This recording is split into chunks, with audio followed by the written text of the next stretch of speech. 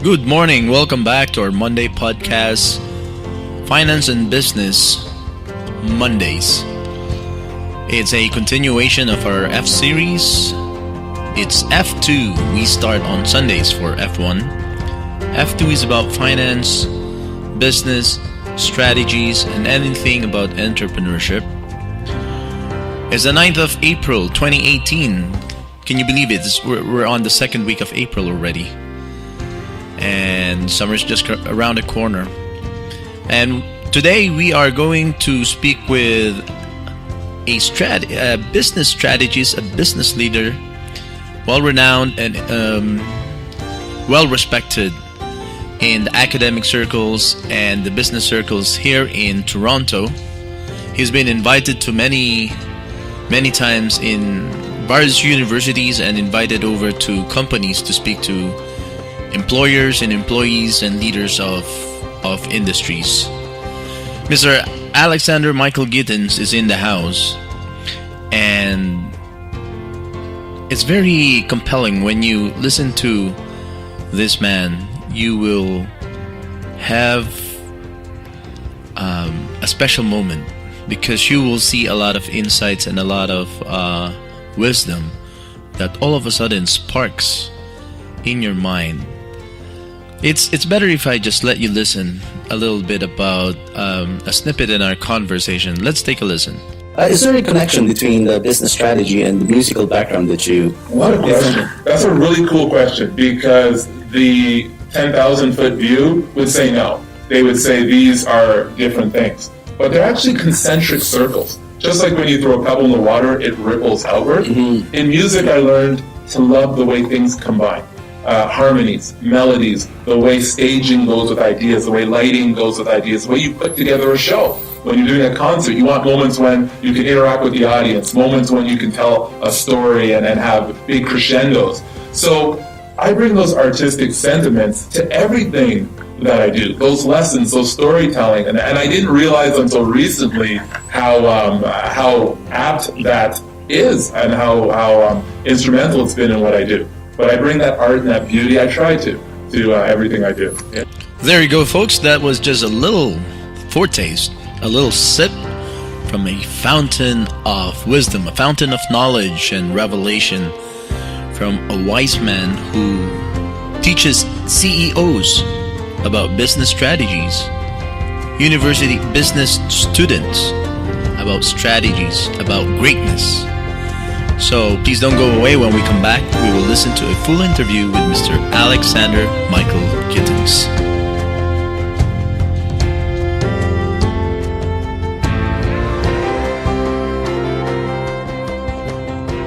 Welcome back. Today we are going to have a treat, a time to have a conversation with a business leader, a renowned person here in Toronto, Ontario, among academics, among CEOs of companies.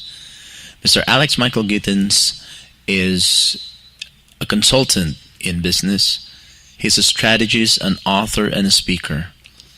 And I had this opportunity to get to know him a little bit more in our downtown studio. And I asked him a lot of questions, but the truth is there's so many questions that I was kind of prepared to ask him on the interview, but he was just a powerhouse. He was rolling out with wisdom after wisdom, nuggets after nuggets, information after information that I let it go. I just let him take over. And here's my interview with Mr. Alexander Michael Gittens. Welcome back to the Ordinary Joe Show. Today, as I said earlier, we have a guest that I'm looking forward to see and talk to for a while now, a business strategist. And did I say that right? Is that... You pronounced it perfectly. A business strategist. Yes. Perfect.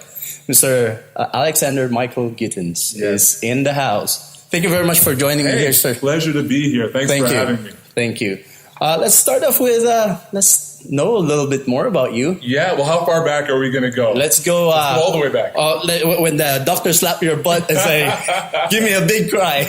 Well, that's kind of funny because this is something I've never spoken about on camera before. Okay. But let's talk about my first memory. All right. My first memory. So you actually remember your first memory. That's amazing. Yeah, well, that's the nature of a first memory, right? It's the first thing you remember. So, so I was about 4 years old, right? And our family, we're an immigrant family. We didn't have a lot of money. We had a very good, loving family.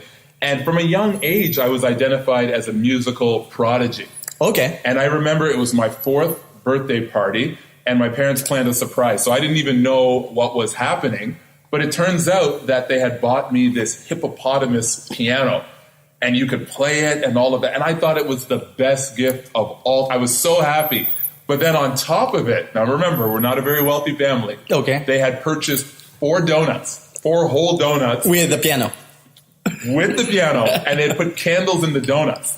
So I love donuts more than anything. But they said, because it's your birthday, you can get 1 whole donut for yourself. Joseph. Oh my goodness. I thought I had died and gone to heaven. I'm like, not only do I have my own big piano, but I get a whole donut to myself. So it's just a great first memory. And we actually have a family photo of my face when I opened up this hippopotamus. So every birthday they would play this on a projector screen? Right. Well, you know what? They're saving these photos, embarrassing photos, for when I get married. So apparently they have all these photos that are going to come out. They got a plan going on. Yeah, they do. It's a conspiracy is what it is. Oh, it is. So that's the first memory. So music was about everything growing up there. And even though we had some pretty bad neighborhoods, I got a lot of opportunity. I was identified pretty young as a prodigy on piano.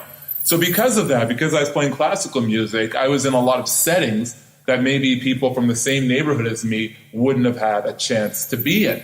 And I think that was key, Joseph, because at a young age, I got to see a different life other than the one that was around me. Okay. And I feel like for immigrant children sometimes and ethnic children, our lives become our block. Our lives become our family and the neighborhood we're in.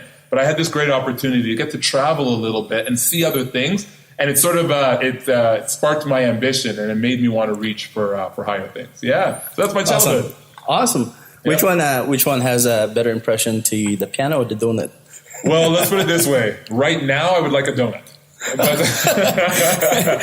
I'm on a meal plan right now with my trainer. I'd love a donut right now.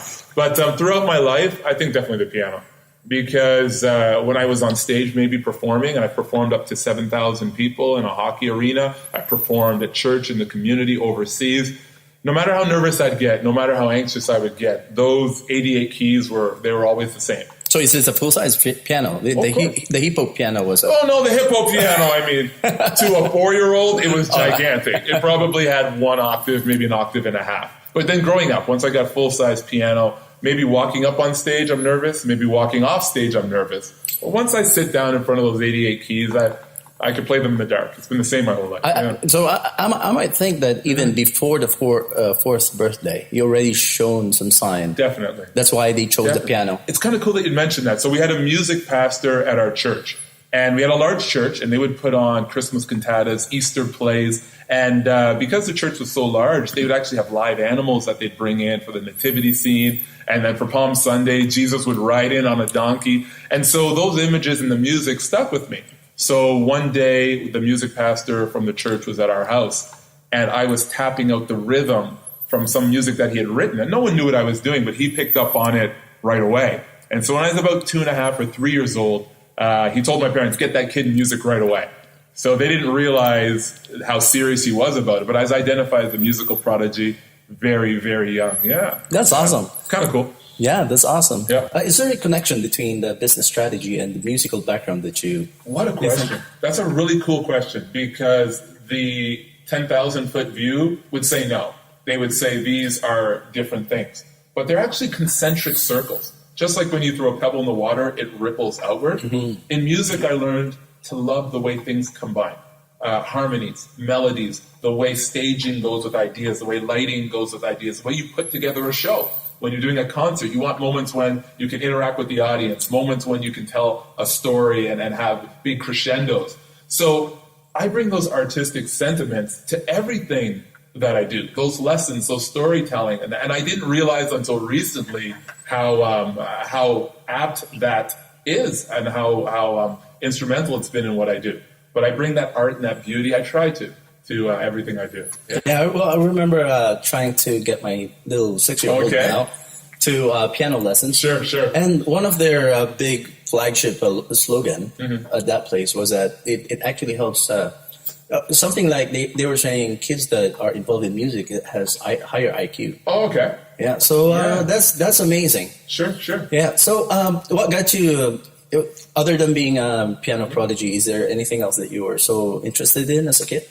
Yeah, I wrote an article, and I started off by saying I wanted it all. And that's how the article started. So it kind of framed where I was going from there. But I think a more accurate way of saying how I felt as a teenager and maybe a preteen is I didn't want to be nothing. I think that's what I felt like. I felt like I was in constant danger of living a life that amounted to absolutely nothing. And it wasn't a justifiable fear. I mean, I was a decent student. I had a good family. And by that time, we were in better neighborhoods. And I had a very good future ahead of me. But I always felt like if I don't figure something out, I'm in danger of just being another person in the rat race, just being another vehicle on the 401, just being another person waiting in line at Canada's Wonderland. And I wanted to stand out, but I didn't know how. I didn't know what I wanted to do. And it was a very confusing, a very frustrating feeling for me. And I knew romantically and passionately that I would find the way somehow. But Joseph, I didn't have a clue where to look. I didn't know where to start. All I knew is I did not want to be nothing. And that was a very scary feeling. It was a very lonely feeling. And it was one that perhaps the benefit of it really propelled me to try things and to take on risks I may not have if I had been a more confident, more comfortable young man. But yeah, that feeling was very strong. Is I'm in danger of living and dying and not making a name for myself. It was a very scary thought. Yeah. Well, obviously, nobody will agree that you amounted to nothing. Yeah. You amounted to so much more, and a lot of people looking up to you, and I personally am looking up to you. And that's very timely. When we come back, we'll talk about more about how everything turned out as you pursue this passion for not being nothing. Please don't go away. When we come back in 30 seconds, we will continue our conversation with Mr. Alexander Michael Gittens.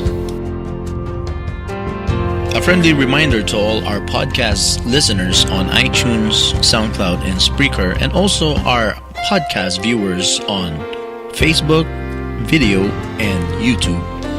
We continue with our F series tomorrow. We are shifting to F3 for Tuesdays. We have Future of Technology and Social Progress Tuesdays. That's F3 every Tuesday, F4 on Wednesday. Food, festivals, and fine wines.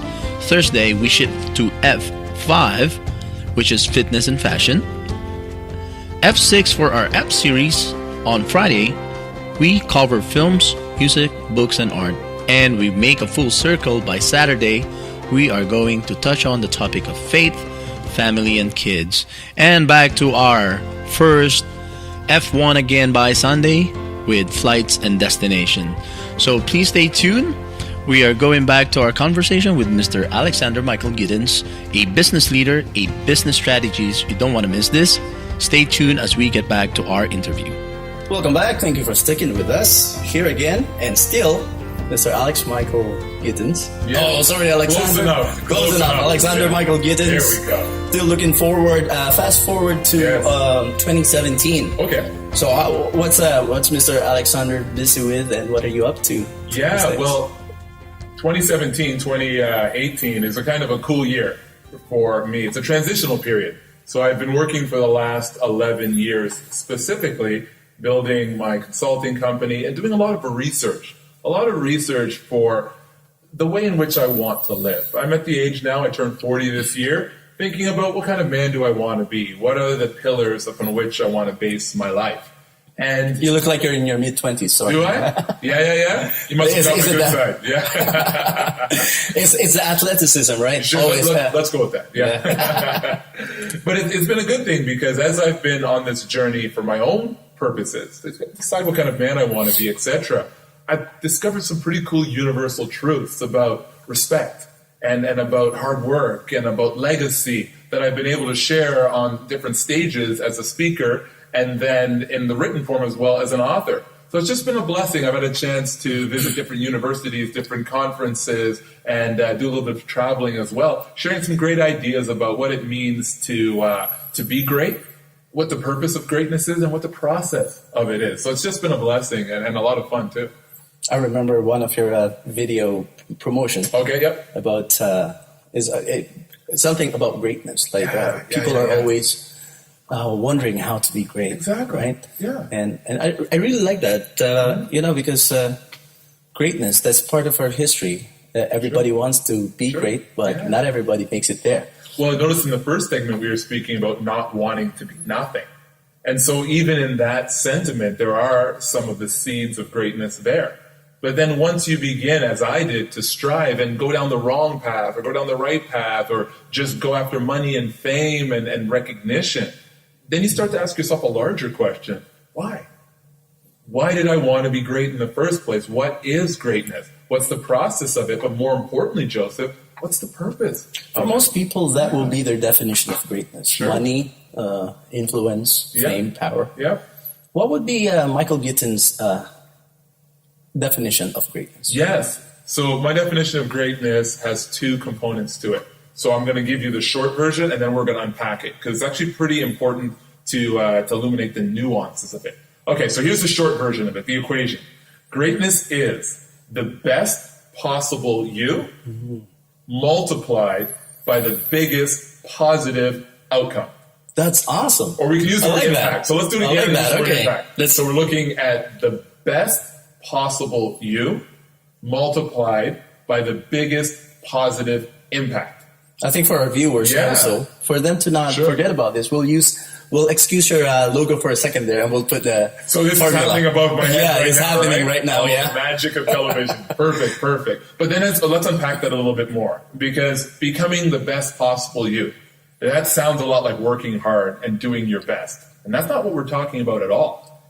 Joseph, if I have to tell our listeners that they need to work hard in order to be great, then they're probably not listeners of your show, because these are hardworking, passionate people who are tuning in. That's right. So hard work and passion, all of those are a given. But when I say the best possible you, I'm talking about moment by moment. Are you developing your talents? Moment by moment, are you operating inside of your passions? And even more importantly, with each incremental choice and action you make, are you making those in alignment with your highest values? So not just when you're choosing a major in school, not just when you're applying for a job, not just when you're looking for a mate. In the small, seemingly unimportant, incremental decisions you make, are you bringing the most of your values to that? That's an amazing It's insight. incredible, right? So That's it's not just doing my best. That seems overly simplistic. It's moment by moment. Am I okay with this moment here? Not just because I'm with Joseph in this beautiful studio downtown Toronto, but in my interaction with friends and families and community members, when I send an email, when I send a text. Am I okay with that text, that email, that conversation representing everything I'll ever be in legacy? So there's an acuity to that. There's a responsibility and opportunity to that, which is beyond just one epic moment. So that's the first part. So that's the best possible you. Now, the biggest positive impact, that's incredible. Because how do we know if these incremental actions are leading towards greatness? Well, we want those actions trending towards big, global, beautiful impact. So things like respect and courage and chivalry and looking out for the little guy and giving more than taking. When you start to trend in those directions, you're becoming the most you and making the biggest impact. So it's this beautiful, beautiful blanket of potential and opportunity and responsibility that I feel enveloped in. That moment by moment, I get to live my greatness in incremental ways. Yeah. I like what you say, that looking out for the little guy. I was being asked by iTunes, what kind of slogan do you want to put there? I said, it's just another ordinary Joe show. We look for the little guys. We look out for the little guys. I like what you said as well with moment by moment. No time wasted, right? Absolutely. Every effort, every step. Absolutely. It's like, because if you are an archer, Sure. every little tiny movement changes your trajectory Absolutely. where it lands, right? There's a beautiful metaphor about archers, right? it says that when you're an archer, you have to aim slightly higher than your target because every Because of arrow gravity. that flies feels the attraction of the earth. And so what a romantic way to say that as we go through That's life, beautiful. there are going to be things that pull us down. There are going to be obstacles in the path. But here's the beautiful thing about the purpose and the process of greatness. You can't control everything that's going to happen to you in life. You can't. However, the way in which you react to what happens to you in life is 100% up to you. So even when things don't go your way, your freedom to choose your next action is completely up to you. And therein is what Viktor Frankl calls the last of the human freedoms. No one can take that from you. You get to choose how to react in every situation. I think the reaction is the key, right?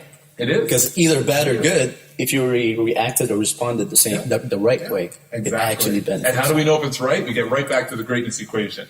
Am I operating inside of my talents, my passions, and my values? And my purpose to create the biggest positive impact being the highest expression of everything I am?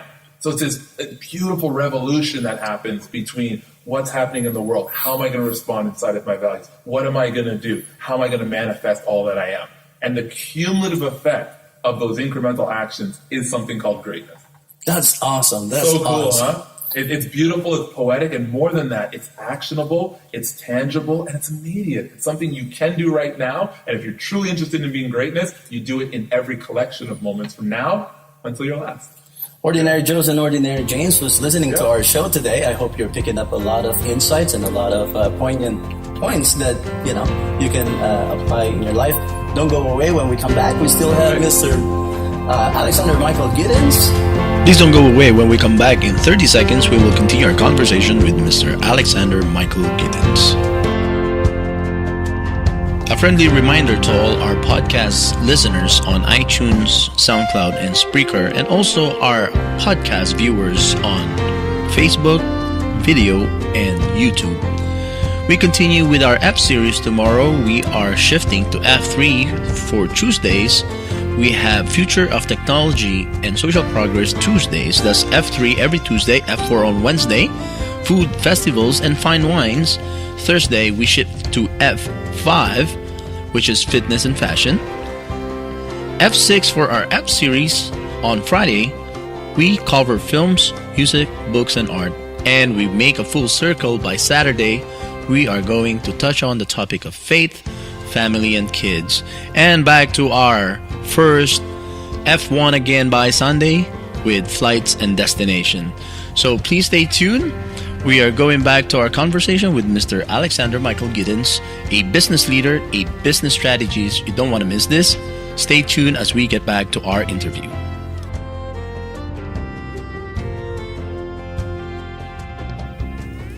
Welcome back. We still have Mr. Alexander Michael Gittens on the set. Yes, sir. Thank you very much. You were talking about the moment by moment, how important every moment is on our trajectory. So you have been invited to many universities, many corporations. Definitely, yeah. What type of companies and universities invite you, and what kind of talk did they want you to deliver? So it's interesting, Joseph, because so far, as a team, we have a media and a publishing company that we've put together specifically to get these ideas about the process and the purpose of greatness out at a high level. So as a team, we're actually pre-launch right now. We haven't reached out to anyone for speaking. We haven't reached out to anyone to present content, but we keep getting asked back. I was at University of Toronto, Mississauga earlier this week, and I realized this is my 7th trip here. Oh, awesome. Multiple keynotes. I've judged their business competitions. I've done interviews out there, and that's just one of the fine institutions that we've been able to visit. But talk about an encouragement. Is here we are saying that every moment you need to have that be, in every moment you need to be okay with that representing everything you'll ever be in legacy. But as a team, we're saying that we're pre-launch. So you could see, Joseph, the temptation would be there to say, well, this is just a trial run. This is not the real thing, and we're just ramping our way up. But because as a team, we hold ourselves to that in our private conversations and the things people don't see, publicly, when I'm on stage, when I'm behind my computer writing, when I'm dealing with clients, what a great encouragement to see that now we've been invited out to universities, and I've spoken at conferences, different television shows now, nationally, internationally, even before we launch. So if there's anything that proves our concept that it doesn't matter whether there's 10 people listening, one person listening, 10 million people listening, that's your opportunity. The now, the present is your opportunity to manifest your greatness at the highest level in a moment-by-moment way. That's awesome when you say about private conversations and public speaking. That's the essence of integrity right there. It sure is. And here's a practical thing that I try and remind myself of. And let me put my hand up. I'm the first one to get this wrong. Okay, so I get this wrong all the time. But here's a practical thing I tell myself. What if every text message that I send was to end up on a billboard one day with my name underneath? Right? That's right. So that's one of them. And then, is it like a Twitter feed from the POTUS? Similar to that. Yeah. That conversation has no place here, Joseph. The second thing is, what if every conversation I had about someone, they were sitting in the room with me when I had that conversation? Would I use the same words? So that's something that, truthfully, I need to remind myself of more often. But it's a great sort of maxim. It's a great rubric to think about, am I truly treating each moment as if it's the only moment upon which everything... Because if you only had this one moment, if this was all there was, then yes, we're going to laugh, we're going to have fun, we're going to share. But we're going to make sure that we talk about what it means to be a man, what it means to be a Canadian, what it means to be blessed with all of the resources that we have, and what do you do with that? What's the responsibility of all of this opportunity and all of this technology? What does it mean to be your best? If we don't talk about that, it's a wasted opportunity. So like I said, it's both a blessing, it's both an opportunity, but it's also a responsibility, and one that I don't take lightly. But at the same time, it's a lot of fun. It's a lot of fun. Being great is pretty great. Yeah, it is great, right? And the journey seems to be very great so far. But I know that there's more greatness in the horizon for you. Yeah, I appreciate that. What do you? How do you see? And what is everybody? What can everybody expect from you? And what do you expect from yourself? Yeah. So this is a good question, because you're actually saying this right as the team and me are discussing this. So I'm an academic. I went to 4 universities there, and I love the well, let's not say love, because research is very difficult, but I appreciate the process of unpacking ideas, combining them, and putting them together at a very high level. So what I do, Joseph, is before I write an article or before I do a speech or any sort of topic, I do academic research on what I'm doing, and I put out an essay. So you've read some of my essays before. That's right. But truthfully, we ask ourselves, what would this essay written at the master's level or the PhD level, what would that mean to young AMG who is 6 years old or 9 years old or 10 years old? Or the ordinary Joes and ordinary The ordinary Joes. Joes, the people, the good, hardworking people that make up everything that Canada is, that make the whole world go round here. And that's what we think about. We think about how many different ways can we get these ideas out so they become real and present in people's lives. So that's a beautiful challenge. So right now, yes, there's a lot of essays, the conferences I speak at, people wearing nice suits and all of that. But we're going to be talking about doing smaller chunks of information, video information, doing more community events, doing things in smaller sound bites and more quotes than that, and just giving people little nuggets of greatness, little moments and ideas they can take with them. And so what that looks like, we've got a couple things up our sleeves, some exciting things coming, but to bring such incredible lessons to the level of hardworking people every day, that's just that's something I'm very excited about. And opportunities like this, and thanks again for having me on your show. Opportunities to chat with a gentleman who's dialed in and plugged in to what's happening with the everyman and on the ground there. I mean, that's it's just the best thing. It's fantastic. Well, it's a platform for every ordinary Joe out there. Sure. I'm just a fellow learner for all our listeners. Yeah. Alexander, if I am an academic, if I belong to an academic institution, or if I am a manager or a director in a company, what type of situation should I be thinking about that will help my company to bring you over and speak to mine? Great question. At this point right now, I have my palms open. I say, if I have time on my schedule, get a hold of me and I'm there. I was so lucky, Joseph. I made so many mistakes in my life. I went down the wrong road so many times. If I was from another country, another time, another area, who knows where my life had gone, because I made every mistake you can make. But I was given a second chance and a third chance and a fourth chance. And probably the last possible minute, I started going in the right direction there. So I look at this information as I'm a steward of it. I don't own it. It's not mine. I don't control it. I'm a steward of this. So at this point, if there's room in my schedule, contact me. I'm there. Moving forward, as things change with the way in which we deploy our ideas there, the question we're always going to ask ourselves is, how can we affect the most people in the biggest positive way? And that's when we'll use more media and all of those things. But right now, I mean, it's just so great to be able to share one-on-one. It's a situation that probably won't last forever. Yes. But if you're a director of a corporation or a CEO, or if you have a university group that you're at, or let's say you're in the community and you're working with at-risk children and you're in a neighborhood, we say, well, Alexander grew up in some poor neighborhoods. Alexander had his scrapes with the law and started the wrong kinds of businesses. He can speak to these children. I'd say, yes, call me up. I'm already in. I've already said yes. It's a blessing to be able to share with people who are in the same situation I was in and could use a little motivation or just some ideas to help them become their highest expression of everything they are. Awesome. That's about just about enough time that we have. We actually maximize every second of this interview. It's but awesome. Isn't that what greatness is, though? Are we supposed to maximize It is. Every single moment of this interview Absolutely. was packed of beautiful information. But before we go, Of course. would you like to tell our listeners and our viewers how would they be able to contact you? Great question. So Alexander Michael Gittens, Gittens, on LinkedIn. If you're a business person, you can just find me there. Facebook, Instagram, YouTube. Just type in Alexander Michael Gittens. And if you forget all of that, then just go to alexandermichaelgittens.com and there's links to everything there. If you DM me, you message me, I will actually get back to you. I actually respond to all my comments and all of that, and we'll share some ideas together. Mr. Alexander Michael Gittens in the house. Thank you very much for being Thank you here. for having me, brother. Please, Yes. this is not the last time. Hopefully not. Hopefully you not. come back very soon, okay? Sounds great. Thank you very much. And thank you very much for all the listener. Come back again next time on another episode of It's Just Another Ordinary Joe Show podcast version. Fantastic. Have a good day. Bye-bye. Thank you, sir. Yeah. Good stuff. A friendly reminder to all our podcast listeners on iTunes, SoundCloud, and Spreaker, and also our podcast viewers on Facebook, video, and YouTube. We continue with our F series tomorrow. We are shifting to F3 for Tuesdays.